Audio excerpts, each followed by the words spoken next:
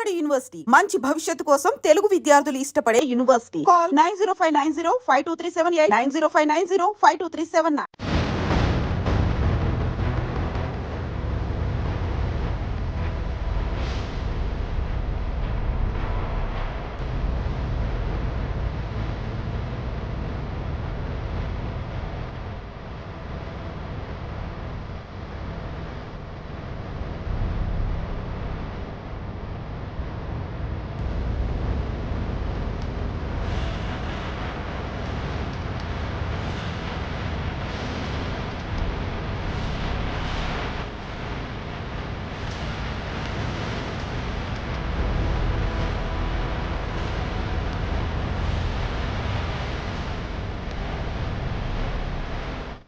Welcome to I dream. ప్రియుడు మత్తు ముందు పేగబంధం ఓడిపోయింది.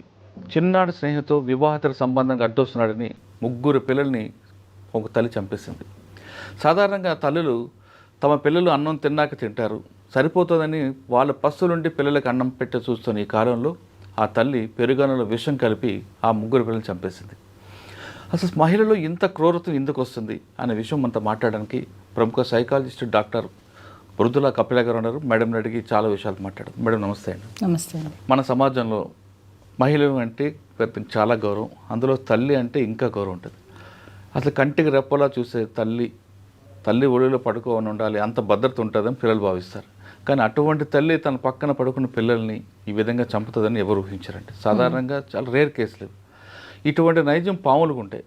పాము గుడ్లు పెట్టిన తర్వాత కళ్ళు కనబరక తన గుడ్లు తానే తింటుంది, పాము నైజం అంటారు. అటువంటి పాము కూడా కళ్ళు కనబడక తింటారు, కానీ పాము ఈవిడ కళ్ళు కనబడి కామం మత్తులో ఈ విధంగా చేసిందని భావించవచ్చు. అంటే ఇటువంటి విషయాలు ఎందుకు ఈ మహిళలో ఇంత క్రూరత్వం వస్తుందండి? తర్వాత సాధారణంగా కత్తి ఘాటు తగిలితేనే కళ్ళ నీళ్ళు వచ్చే వీళ్ళకి కన్న పేగుని చంపుకుంటున్నాం అనే బాధ కూడా ఆవిడ లేకపోవడం, అన్నిటికంటే ఇంపార్టెంట్ డెడ్ బాడీని కూడా చూడడానికి ఇష్టపడిన ఆవిడ అంత క్రూరత్వంగా తయారవడానికి కారణం అనుకుంటారు. ఫస్ట్ అండ్ ఫార్మోస్ట్ అండి, మన సొసైటీల్లో ఎక్స్పెక్టేషన్స్ అనేవి ఉన్నాయి. అయితే ఈ మధ్యలో వస్తున్న చాలా ఒక పాండమిక్లా ఉన్నది ఏంటి అంటే social media influence. Social media ఇన్ఫ్లుయెన్స్కి అసలు అద్దు లేకుండా అది చాలా వాస్ట్గా స్ప్రెడ్ అయిపోయింది. ఇన్ఫ్యాక్ట్ చాలామంది అట్లీస్ట్ ఆన్ యావరేజ్ ఇండియాలో చూస్తే ఆల్ ఏజ్ గ్రూప్స్ వాళ్ళు మినిమం 4 hours స్పెండ్ చేస్తున్నారు పర్ డే. 4 hours మీరు సోషల్ మీడియాలోనే స్పెండ్ చేస్తే. ఇంకోటి దీంట్లో చాలా ఫ్రీక్వెంట్గా మనం మాట్లాడవలసిన విషయం ఏంటంటే ఆల్గరిథమ్స్. మనం ఒక టైప్ ఆఫ్ కాంటెంట్ చూస్తున్నాము అంటే అదే టైప్ ఆఫ్ కాంటెంట్ని ఇంకా ఇంటెన్సిఫై చేస్తూ మనకి డిఫరెంట్ వీడియోస్ వస్తూ ఉంటాయి. సో ఈ వీడియోస్ వస్తున్నప్పుడు మీరు ఆలోచించండి, ఒక మూవీ చూసి బయటికి రాగానే మనం ఆ మూవీ గురించి రివ్యూ ఇవ్వని అడుగుతారు. అదే వారం తర్వాత ఆ మూవీ గురించి చెప్పమంటే మనం అదే ఇంటెన్సిటీతో చెప్పలేకపోతాం. This is what is happening. ఇప్పుడు ఏమవుతుంది అంటే ప్రాబ్లమ్, ఇలా సోషల్ మీడియాలో ఒక టైప్ ఆఫ్ కాంటెంట్ చూస్తూ అలా కంటిన్యూస్గా దాన్నే చూస్తూ వెళ్తూ ఉంటే అండ్ అది హ్యాబిట్ లాగా ఫామ్ అవుతూ ఉంటే, మనందరికీ తెలుసు 7 days కంటిన్యూస్గా ఒకే పని చేసామంటే అది హ్యాబిట్ లాగా అయ్యే ఛాన్సెస్ ఉన్నాయని.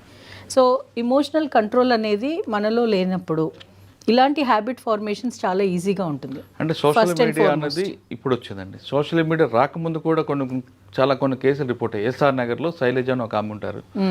ఆమె ఒక భర్తనితో పాటు ఉంటుండగా ఇంకొకతో సంబంధం పెట్టుకొని ఆయన డబ్బులు అడిగాడని చెప్పి ఆమెను అతను ముక్కలుగా నరికి ఫ్రిడ్జ్లో పెడుతుంది. అప్పుడు సోషల్ మీడియా లేదే కాదు. అంటే నేను చెప్పేది ఏంటి అంటే ఒక ఆలోచనని ఇంకొక ఆలోచనతోటి యాడ్ చేస్తూ ఉన్న ఎన్వైర్మెంటల్ ఇన్ఫ్లుయెన్సెస్ ఏవైతే ఉన్నాయో వాటితోటే ప్రాబ్లం. ఆవిడ చూస్తుండకపోవచ్చు, కానీ ఇన్ఫ్లుయెన్స్ అనేది చాలా ఈజీగా అయిపోతున్నారు.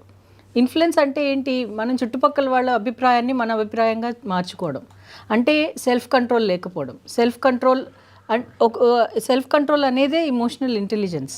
ఆ ఇంటెలిజెన్స్ లేకుండా మనము అసలు వావివర్సలు లేకుండా జరుగుతుంది.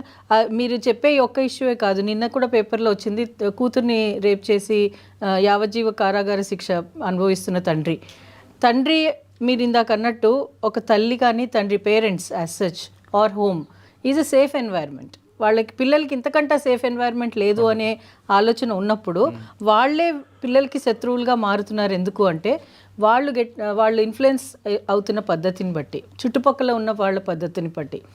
చాలా మటుకు మీరు అంటే ఇప్పుడు నేను ఒపీనియన్ ఇస్తున్నాను, మీరు ఒక ఒపీనియన్ ఇస్తారు, చాలామంది పెద్దవాళ్ళు ప్రవచనాలు కానీ డిఫరెంట్ సోషల్ ఎన్వైర్న్మెంట్స్లో కానీ డిఫరెంట్ ఒపీనియన్స్ ఇస్తారు.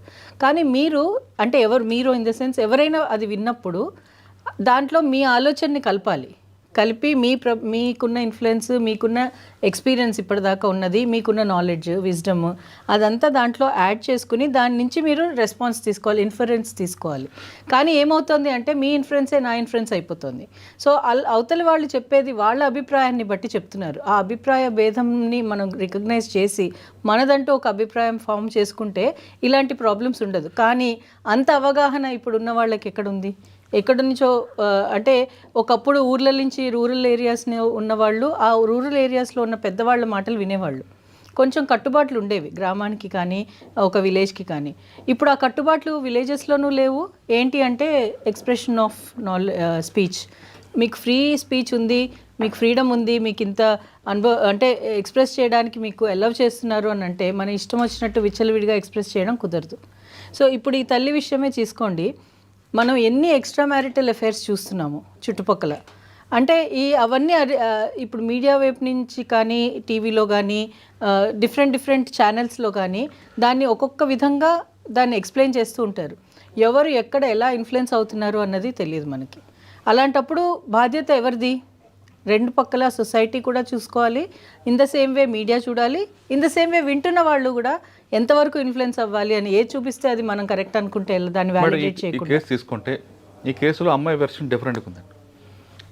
ఆ అమ్మాయికి చిన్నప్పటి నుంచి ఒక మంచి స్టైలిష్ అబ్బాయి కావాలి, సినిమా హీరోలో ఉండాలి అని భావించిన అమ్మాయి పెళ్లి చేసుకుందాం అంటే తల్లిదండ్రులు వాళ్ళకున్న ఆర్థిక ఇబ్బందుల్లో ఏదో సంథింగ్ రీజన్తో కొంచెం ఏజ్లో ఆమె కన్నా బాగా పెద్దన్న వ్యక్తితో పెళ్లి చేశారు. ఆయన ఈ అమ్మాయిని కేవలం ఒక టూల్లా వాడాడు తప్ప ఒక మనసు విప్పి ఒక భార్యగా, ఒక ప్రేమికుడిగా, ప్రియురాలుగా చూద్దాం అనే లేవు. కాబట్టి వాటన్నిటికీ దూరమైంది. అవన్నీ చూపించడానికి క్లాస్మేట్ గట్టి కుదులు కలిశాడు కాబట్టి ఆ ఎమోషనల్స్కి బెండ్ అయింది అనుకోవాలా. కానీ తల్లిదండ్రులు తప్పు అనుకోవాలా. ఎందుకంటే ఈ అమ్మాయి ఉన్న కోరికలన్నీ పక్కన పెట్టి ఈ అమ్మాయి కన్నా దాదాపు 10 సంవత్సరాల పెద్దన్న వ్యక్తి పెళ్లి చేయడం అని అమ్మాయి కూడా ఎమోషనల్ ఉంటాయి. ఆ అమ్మాయి ఎమోషనల్ వాల్యూస్ ఇవ్వకుండా, గౌరవించకుండా వాళ్ళు ఏదో చేయడం బట్టి ఇవన్నీ కూడా కనెక్ట్ అయ్యి అనుకోవచ్చా? ఒక మాట అండి, ఒక చాక్లెట్ అంటే చిన్నపిల్లలకి ఇష్టం. చాక్లెట్ కొనుక్కొని తినేస్తాను అంటే కుదురుతుందా దానికి పే చేయకుండా? మనకి వాల్యూస్, మారల్స్, ఎథిక్స్, కట్టుబాట్లు అనేది ఒక సొసైటీని రన్ చేయడం కోసం దాని విలువల్లో, దాని పరిమితిలో ఉండి మీరు ఏమైనా చేసుకోవచ్చు. ఇమోషన్స్ ఎక్స్ప్రెస్ చేయొచ్చు, మీకు ఇమోషన్స్ ఉండొచ్చు, మీరు కూడా మంచిగా బతకాలి అని ఆలోచన అందరికీ ఉండాలి కూడా. కానీ అది ఎంతవరకు కరెక్ట్? ఇప్పుడు తల్లిదండ్రులు పెళ్లి చేశారు, ఫోర్సబుల్గానే పెళ్లి చేశారు, దానికి ఒక సొల్యూషన్ వెతకాలి. కానీ ఇది సొల్యూషన్ అని అనుకోకూడదు. Crime is not always a solution. ముగ్గురు పిల్లల్ని ఆ మనసుకి ఎలా జరుగుతుంది? మనసుని మీరు కట్టుబాటు చేయకుండా ఉంటే దృష్టిలో పిల్లలు నాకు పుట్టిన వాళ్ళు కాదు, ఆయన కన్నాడు కాబట్టి నాకు ఇష్టమైన వ్యక్తి కనబడ్డాడు, ఆయనతో పిల్లల కంటాన్ని భావించవచ్చు కదా సార్. ఏదైనా ఇప్పుడు మన శత్రు దేశం వాళ్ళు మన మీద బాంబు వేస్తే అది వాళ్ళకి పేట్రియాటిజం, మనకు అది టెర్రరిజం. ఏది కరెక్ట్ ఇక్కడ? మన వైపు చూస్తే మన కరెక్ట్, ఆమె వైపు ఆడికి పాకిస్తాన్కి వెళ్తే మనకి అది వాళ్ళ వైపు కరెక్ట్ అంటారు. సో మీరు ఎక్కడున్నారో దాన్ని బట్టి మీరు కరెక్ట్ రాంగ్ డిసైడ్ చేసుకోవాలి. అంటే ఇప్పుడు ఈవిడ విషయంలో చూసుకుంటే ఆవిడకి పెళ్ళయింది, పెళ్ళికి ఒక కట్టుబాట్లు ఉన్నాయి. పెళ్ళి అయిన తర్వాత పిల్లలు ఉన్నారు, పిల్లలకి ఎలా పెంచాలి అనే దానికన్నా కట్టుబాట్లు ఉన్నాయి. ఇవన్నీ ఒప్పుకుని పెళ్లి చేసుకుని పిల్లల్ని కనింది.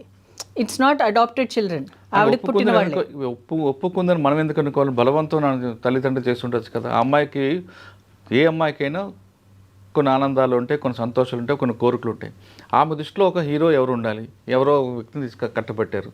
కానీ ఆమెకున్న కోరికలు చంపుకోలేకపోతుంటుంది. కానీ కాలం మారుతున్న కొలది ఆమె ట్రెండ్ కూడా మారుతుంది. ఓకే, జీవితం అనేది ఏంటి, మీకు ఏది కావాలి జీవితంలో సాధించాలి అనేది మీకు క్లారిటీ ఉంటే ఇలాంటి తప్పులు చేయరు.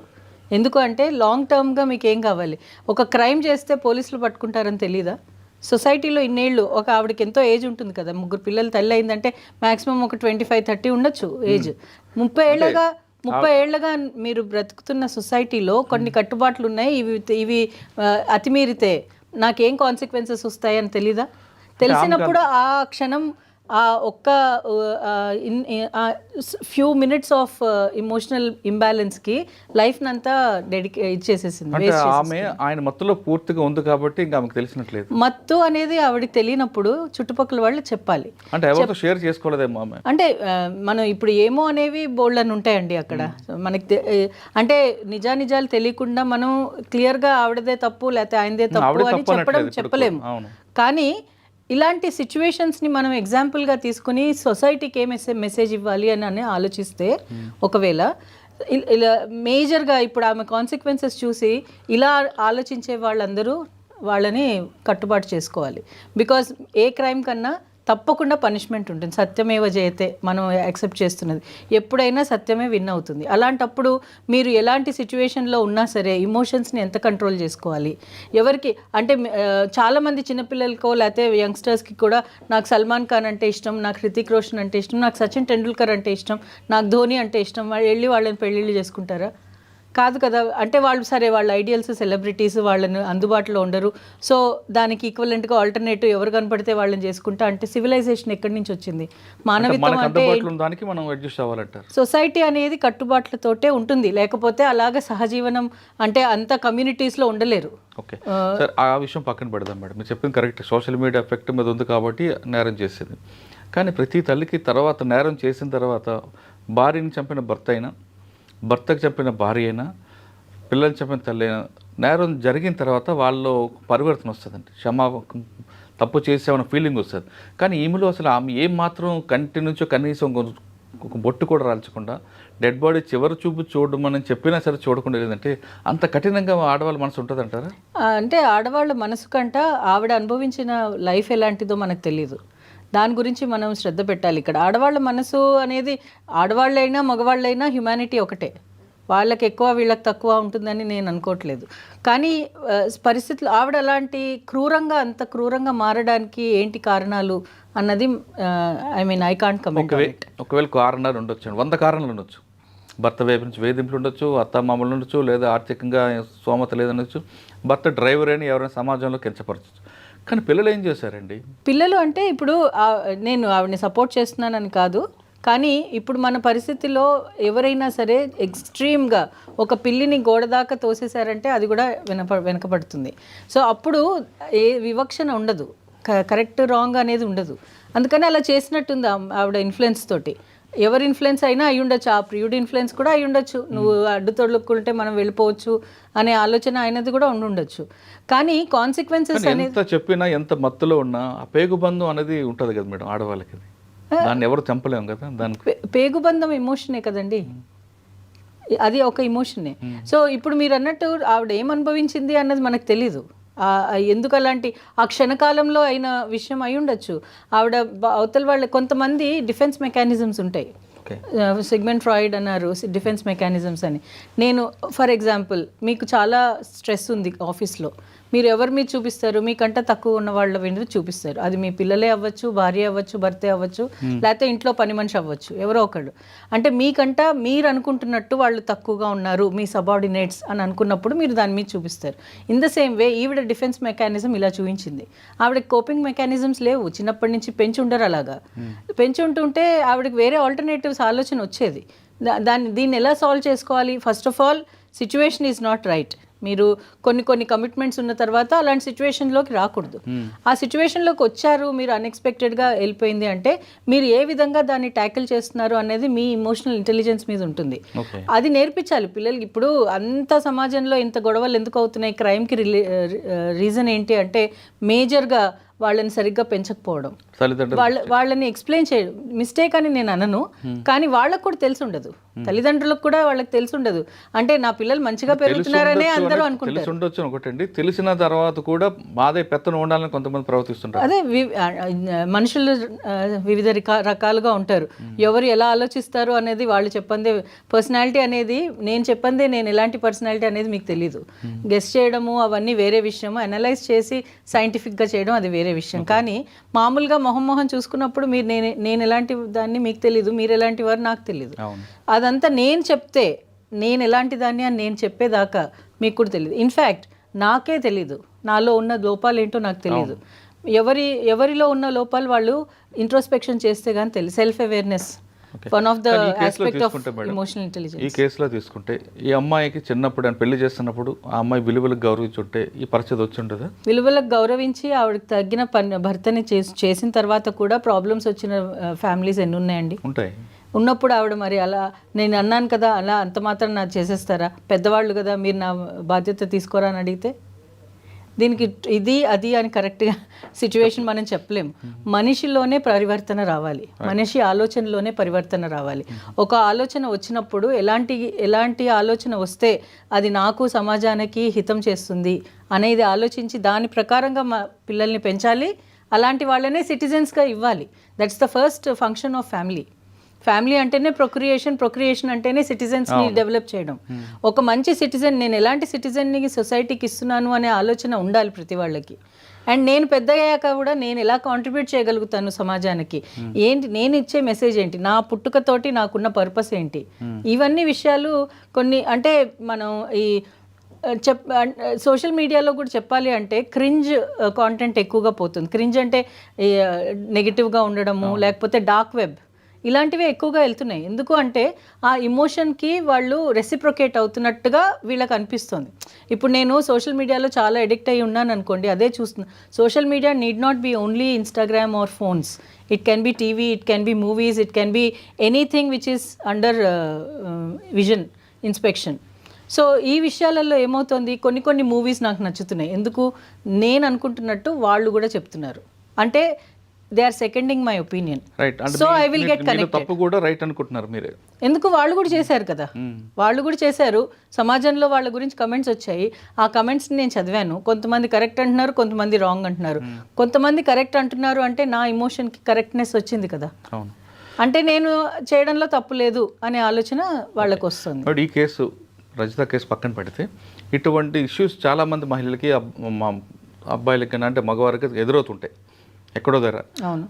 ఇటువంటి నేరం చేయకుండా వాళ్ళు పీస్ఫుల్ లైఫ్ కావాలంటే ఏం చేయాలంటే సో అన్నిటికీ ఇష్యూస్ చాలా ఎదురవుతుంటాయి. అవును.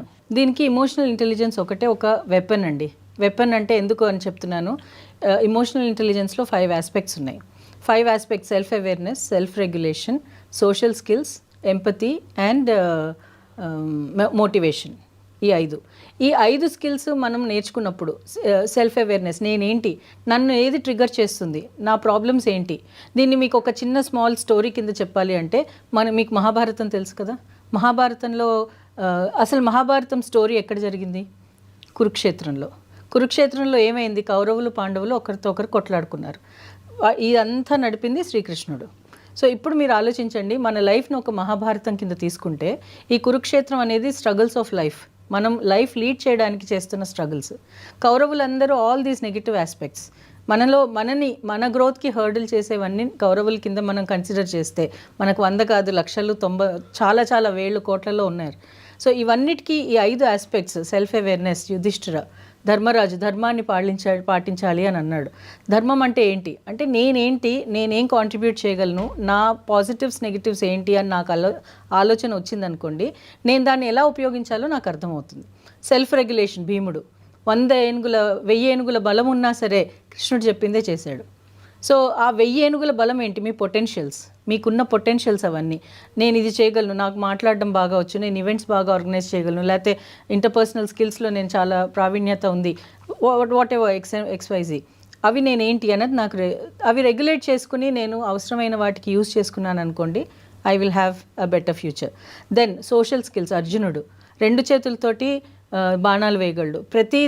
ప్రతి వెపన్ గురించి ఆయనకి అవగాహన ఉంది. అంతంత వెపన్స్ గురించి అవగాహన ఉండి కూడా శ్రీకృష్ణుడు చెప్పిందే చేశాడు. తర్వాత నకుల సహదేవులు, వీళ్ళిద్దరూ అశ్వాలు గుర్రాలని ఆర్మీని రెడీ చేశారు.